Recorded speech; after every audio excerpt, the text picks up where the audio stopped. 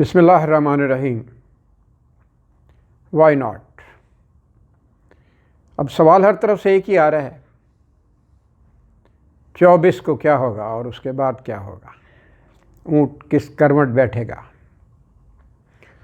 तो परसों ही मैंने ज़रा रात को नज़ारा किया और जुपिटर को देखा, ज़ेनत में है, और मार्स भी चमक रहा है अपनी आबोताब से, और दोनों अपनी ट्राइन बनाने के लिए बेताब है।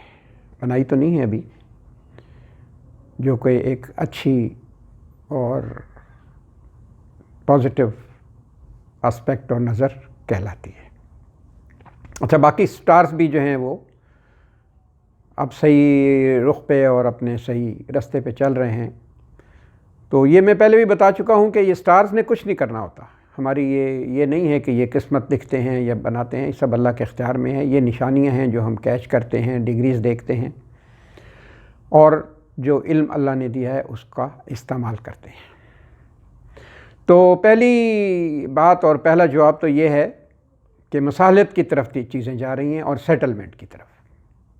ये जो एक तूफ़ान उठा हुआ है, ये आहिस्ता आहिस्ता सेटल डाउन होने जा रहा है। बहुत सी नेगेटिविटीज़ और बदनीयतियाँ और चीज़ों को ख़राब करने की नीयत से कुछ लोग गन डालना चाहते हैं, लेकिन उनकी सुनी नहीं जाएगी, बल्कि मैं कहता हूँ उनकी एक नहीं चलेगी। अवाम का जो मुकदमा है, अवाम ख़ुद लड़ रही है, क्योंकि जो एक मुझे कहने की ज़रूरत नहीं है, जितना बोझ महंगाई का और डाल दिया गया है सख्त हालात का, तो लोग परेशान भी हैं और तंग भी हैं। लेकिन अल्लाह अल्लाह करें और अल्लाह को याद करें और अच्छे वक्त का इंतज़ार करें। पहले मैं मार्च का कह चुका हूँ, वहाँ से अच्छे दिनों की इब्तदा होगी और उससे पहले जो है चेंजेस आना शुरू हो जाएंगे। और जो इमरान खान के ऊपर हमले कर रहे थे, आप देख लें, वो बेनकाब होना शुरू हो गए हैं और भी बेनकाब होंगे। कुछ पर्दा नशीन ऐसे हैं जो अभी सामने नहीं आए, वो भी सामने आ जाएंगे।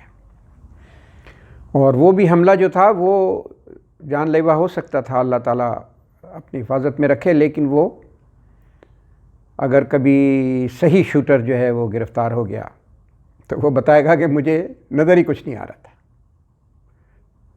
लेकिन अब हिफाजत बहुत ज़्यादा हो रही है अल्लाह की तरफ से, अल्लाह के बंदों की तरफ से, निज़ाम और सिस्टम की तरफ से।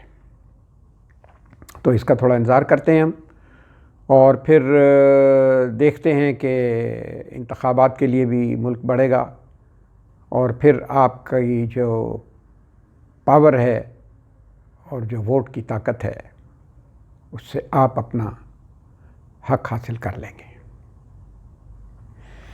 बाकी जो